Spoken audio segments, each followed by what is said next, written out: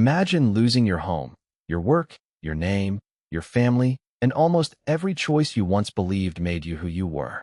What, if anything, would still remain yours? Man's search for meaning begins inside that question. Viktor Frankl did not offer a formula for avoiding pain.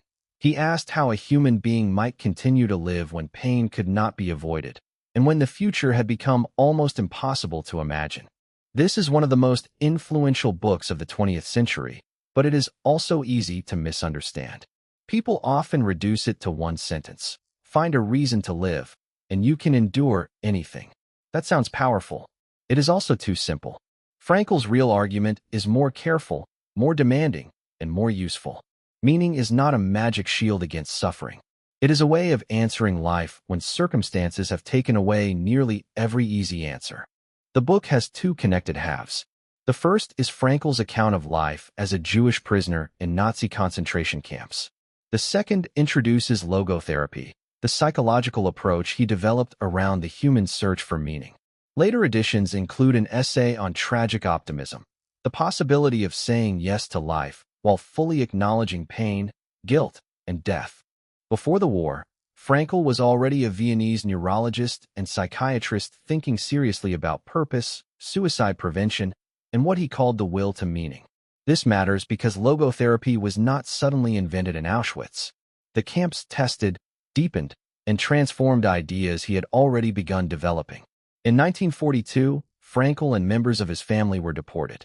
He survived their Seidenstadt and later forced labor camps connected to Dachau, after a brief transfer through Auschwitz. His parents, his brother, and his pregnant wife did not survive. Frankl tells us from the beginning that he is not writing a complete history of the Holocaust. He is describing the psychology of an ordinary prisoner from his own limited position. That distinction is essential.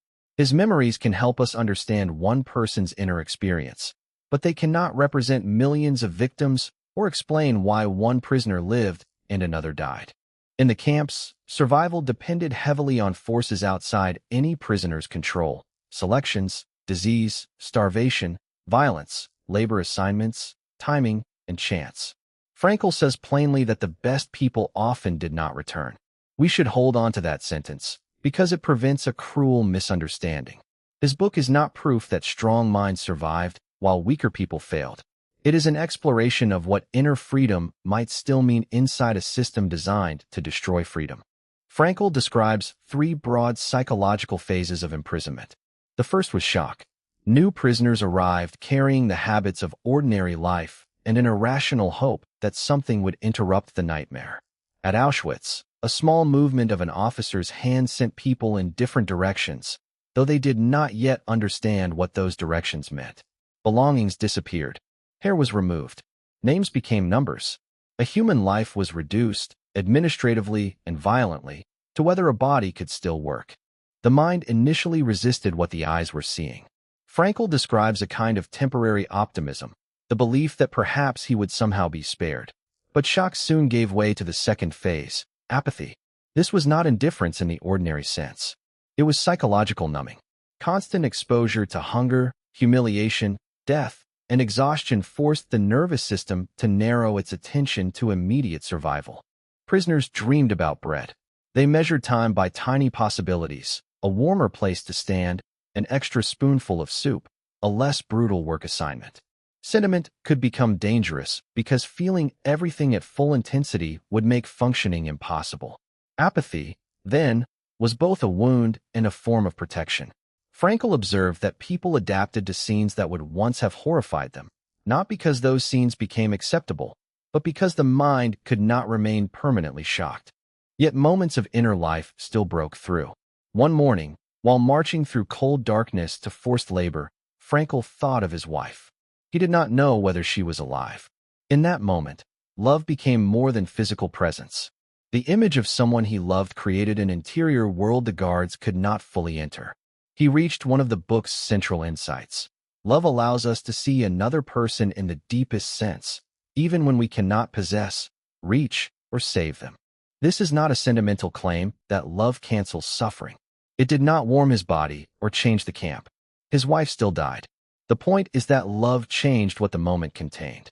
Alongside pain, there was relationship, memory, and devotion. Meaning did not replace reality. It enlarged reality enough that brutality was not the only truth available to the mind. The same was true of beauty and humor.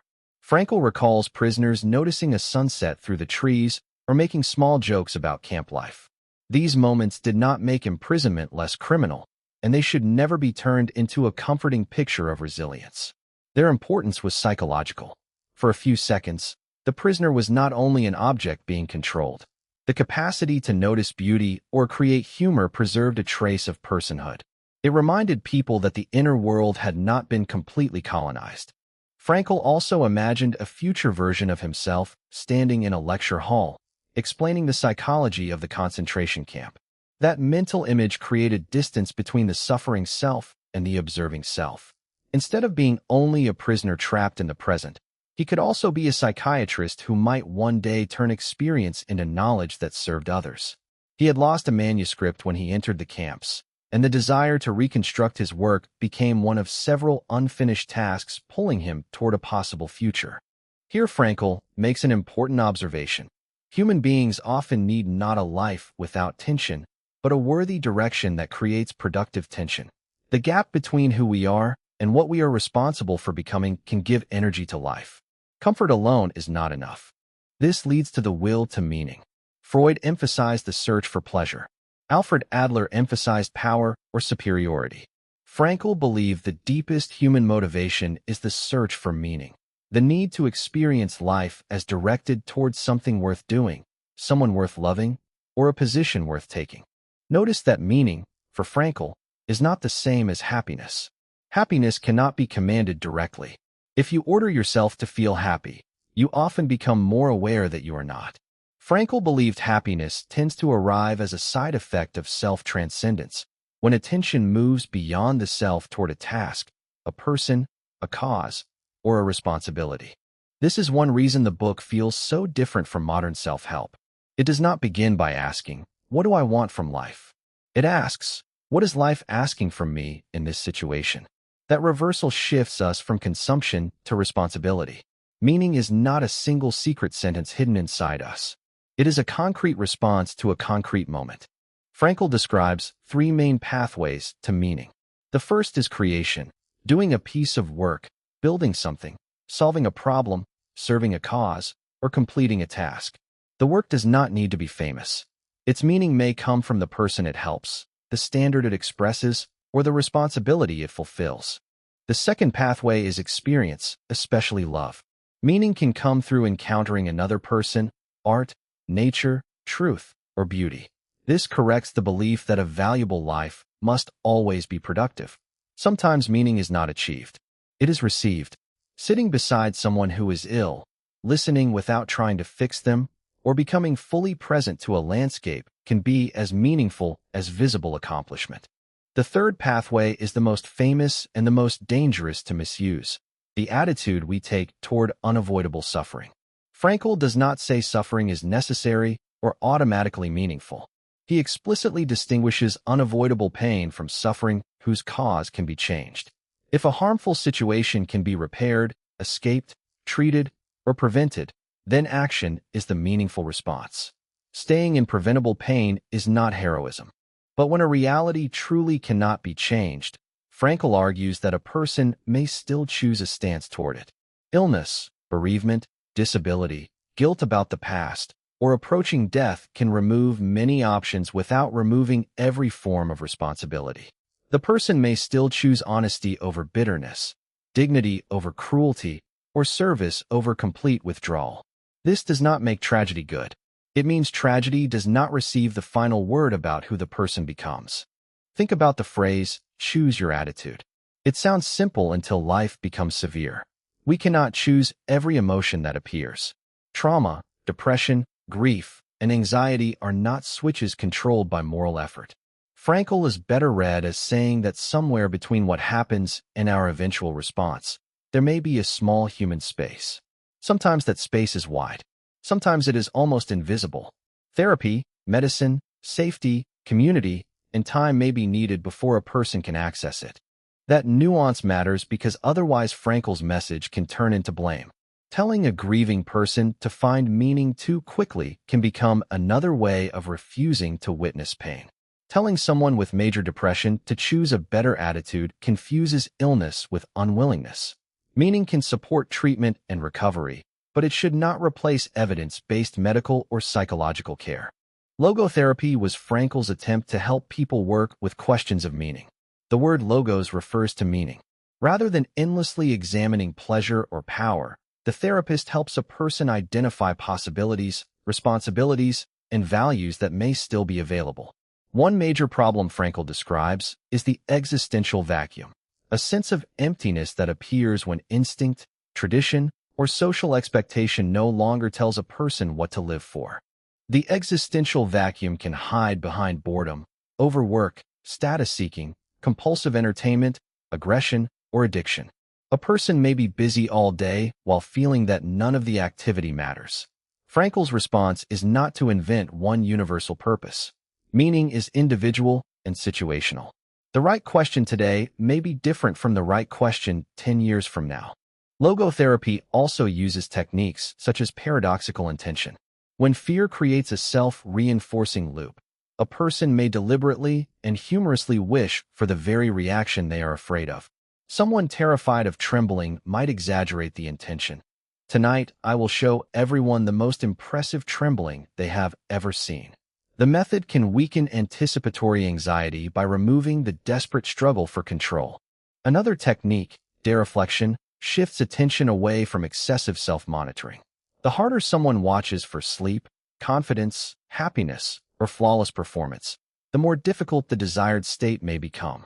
By redirecting attention toward a task, another person, or the world, the person interrupts the cycle of self-observation. These techniques are not suitable for every condition, but they show how Frankl connected philosophy with practical therapy. The third psychological phase Frankl describes came after liberation. We might imagine that freedom produced immediate joy. Instead, former prisoners could feel numb, unreal, or unable to experience happiness. The nervous system did not instantly return to ordinary life. Some faced bitterness when the world showed little interest in what they had endured. Others returned home to learn that the people for whom they had survived were gone. This section is brief, but it carries an important truth. The end of danger is not the end of trauma. Liberation may begin recovery. It does not complete it. Frankl himself returned to Vienna and learned within a short period that his wife, parents, and brother had died. He wrote the original version of this book soon afterward, reportedly in 9 days, while rebuilding both his professional work and his life. Frankl also warns that suffering does not automatically make a person morally wise. After liberation, some former prisoners felt tempted to justify cruelty by pointing to what had been done to them. He rejects that logic. Being wronged does not create a right to wrong someone else. This is a difficult extension of his belief in responsibility. Circumstances help explain behavior, sometimes powerfully, but they do not always remove the need to answer for what we choose when choice becomes available again. The final idea in later editions is tragic optimism. Frankl calls pain, guilt, and death the tragic triad. Optimism here does not mean pretending everything will work out. It means preserving the possibility of meaning in the presence of realities that cannot be made pleasant. Pain can become an occasion for courage when it is unavoidable. Guilt can become a reason to change rather than a permanent identity. Death can make responsibility urgent because opportunities are finite. If time were unlimited, every decision could be postponed.